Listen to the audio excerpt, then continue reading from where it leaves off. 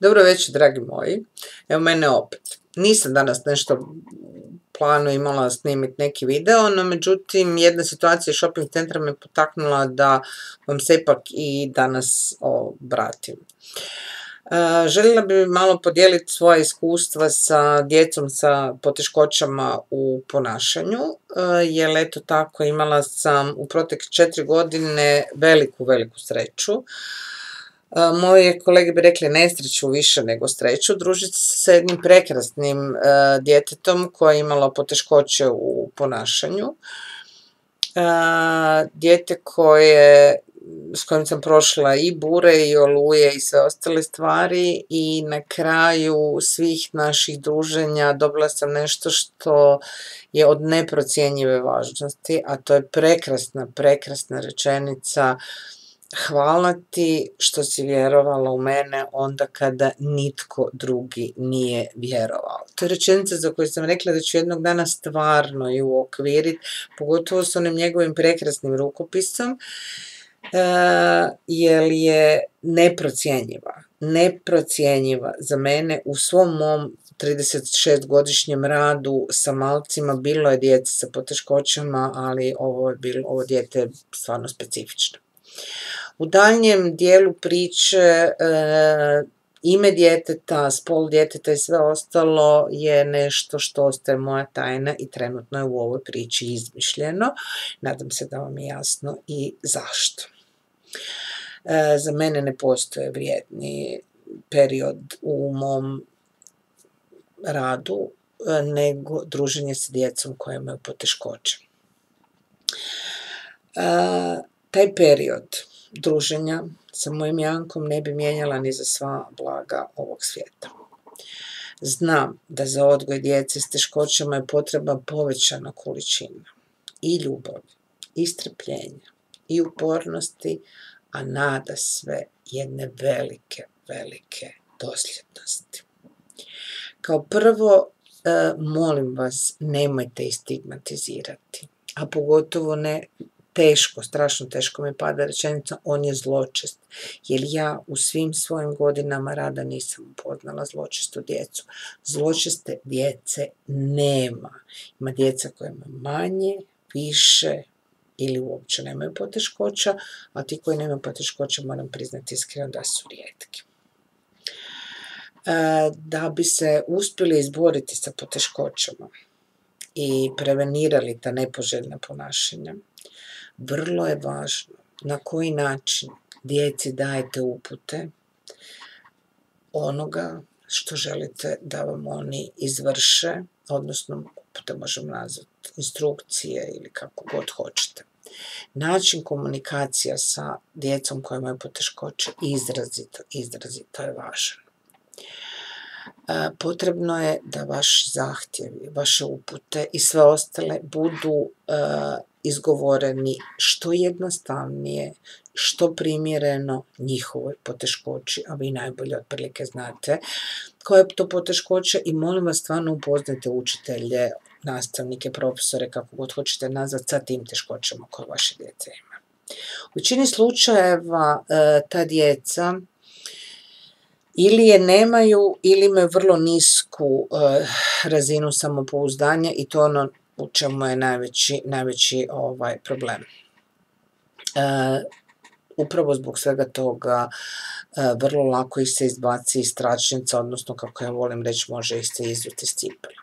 Sve ovo što ću sad podijeliti s vama, sve ovo što ću vam danas pričati je nešto što je iskustveno, nešto što sam ja uspjela pronaći u knjigama i svim ostalim materijalima na svim ostalim radionicama koje sam pohađala samo zato da bi uspjela olakšati sebi, a i tim malcima druženje i bivstvovanje i u školi i općenito sve ostalo.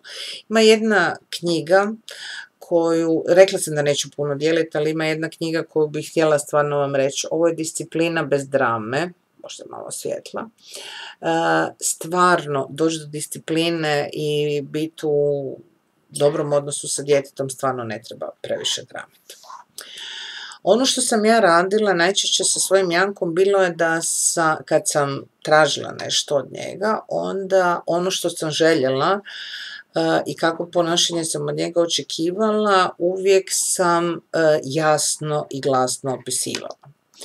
Na primjer, rečenice u školi su uvijek bile bez imperativa, nego je bilo Janko, molim te, sakupi svoje knjige sada.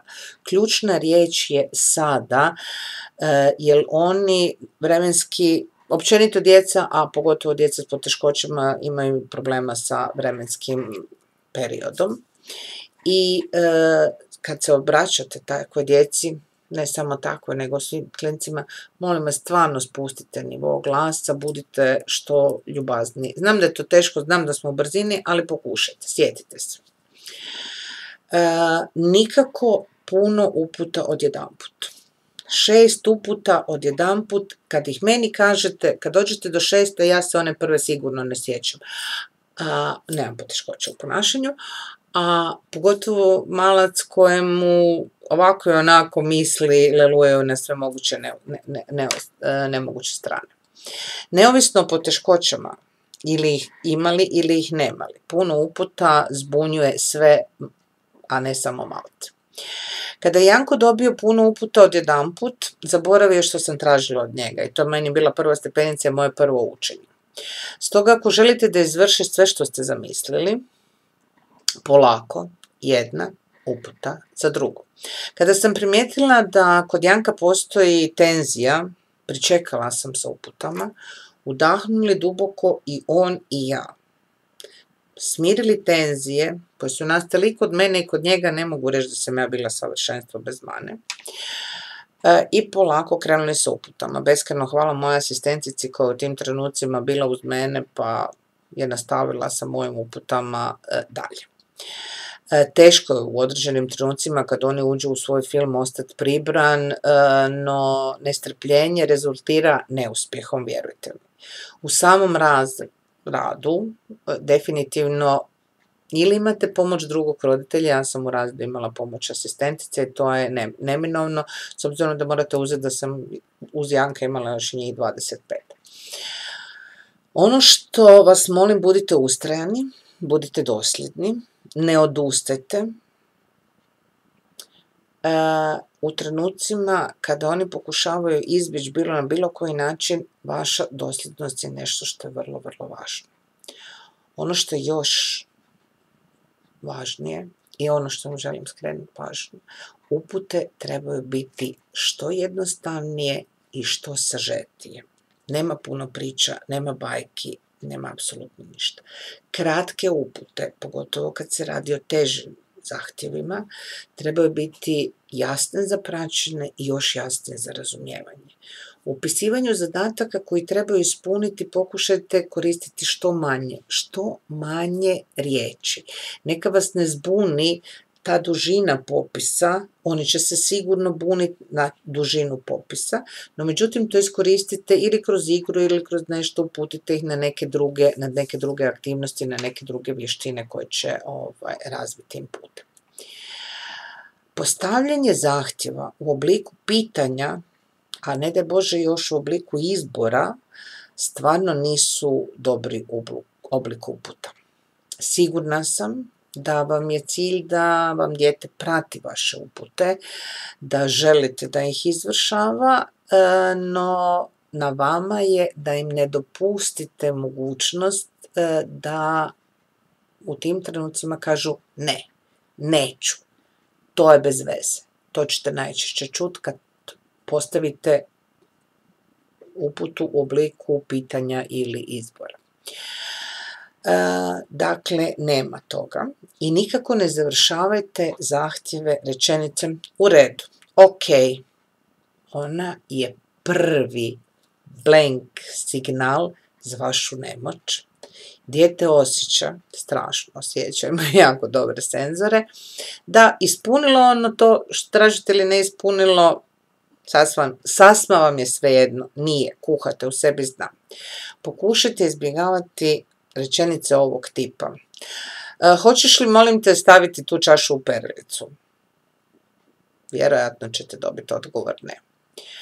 Pa moja topla preporuka vam je da krenete s rečenicama molim te, stavi tu čašu u perilicu sada. sada. Opet smo na onoj ključnoj riječi sada. Sljedeća stvar koju vam želim reći je da upute ponavljate jedanput, najčešće 2 puta. Više od 2 puta sigurno ne. Jer ako ih krenete ponavljati više puta, onda će se oni krenuti igrati s vama i sasma im je svejedno. Tada oni mogu shvatiti da to što tražite od njih nije baš tako jako ozbiljno kako ste vi to sebi zamislili. U trenucima kada vi krenete ponavljati 3, 4, 5, 6 i bezbroj puta, oni uživaju u svemu tome, više nesvjesno nego svjesno, jer u tim trenucima oni ispituju vaše granice dokle vaša strpljivost kreće. Oni imaju jako puno vremena da čekaju dok vi povisite glas, dok zaprijetite kaznom i onda se možda odluče izvršiti, a možda se i ne odluče, ovisno o tome kako procijene kakve ste vi raspoloženje. Vaš će izuti iz cipele, izbaciti iz tračnica, a negdje u sebi će reći aha, mogu ja to i na takav način. Vaša postojanost, vaša dosljednost je njihov najveći oslonac i zbog toga ispituju granice i bazenčić u kojem mogu plivati. Upute, molim vas, neka budu uvijek pozitivne i uvijek u trenucima njihovih pozitivnih raspoloženja, dakle kad su ok, u trenucima kad su izvan svoje kontrole, stvarno nema koristi od toga. Mi smo svi skloni negdje onom negativističkom dijelu i skloni smo govoriti što nije dobro da ne rade, da mogu prestati raditi, da to nije nekako dolično ponašanje i tako dalje. U svim tim ne situacijama buntovnost kod djece sa poremećajima u ponašanju općenito sa bilo kakvim poteškoćama je nešto što je fenomenalno. Buntovnost, prkost, to su normalne reakcije. Pokušajte sve okrenuti na pozitivu, vjerujte mi, bit će vam puno lakše i pokušajte im davati upute kako bi vi željeli da se oni ponašaju i na taj način im pomažete da razviju vještine i da negativno se vrlo brzo zamijeni sa pozitivnim. Dakle, pokušaj stajati u redu ne tako da se guraš, nego pokušaj staviti ručicu na rame svog prijatelja, pa to nek bude udaljenost između vas, nećete se gurati ni ti, niti on i tako dalje. To je ono vezano nas koji radimo u školi. Samim tim, ako im dajete pozitivne upute i ako izbacite to ne, nemoj, nije ok i tako dalje, jačate njihovo samopouzdanje. Učili su nas da čarobna riječ je ona lijepa riječ i da otvara čarobna vrata, pa prema tome tako i kod tih malaca definitivno to pali. Sve upute koristite u edukativne, obrazovne ili kako god hoćete svrte. Uvijek koristite pravila pri postavljanju granica u određenim socijalnim situacijama. Ona rečenica budi dobar, stvarno im ništa ne znači. U trenutku kada postavite jasno pravilo, dijete zna što od njega očekujete i vi i okolina u kojoj se u tom trenutku nalazi. No međutim, ako ne izvrši ono kako ste se dogovorili, nakon toga slijedi nešto što se zove posljedica ponašanja koje nije bilo adekvatno kao što smo se dogovorili. Korisno je jako korisno da u trenutku kad pričate s njima da vas gledaju u oči, jer tada 100% možete biti svjesni da su razumjeli ono što su rekli. Ovako kako ja sad vama pričam, treba biti još jasnije, nježnije i polaganije. Prije nego što započnete bilo kakvu aktivnost i prije nego što njih pustite da počnu izvršavati bilo kakvu aktivnost. Pokušala sam se stvarno skulirati, bit što kraća. Ono što je univerzalno pravilo za sve, postavljanje zadataka, postavljajte ih s ljubavlju. Molim vas, to je stvarno jako važno. Pogotovo za djecu s poteškoćama bilo koje vrste, jako je važna ta velika doza ljubavi, jer vratit će vam ju sigurno. Jer ono što sigurno želite je pokloniti kao dar svojim klincima je mogućnost da pronađu unutrašnje zadovoljstvo i mir. Taj mir vam ostavljam i ja sada, šaljem vam veliki poljubac, još veći zagrljaj, vidimo se nekom drugom prilikom.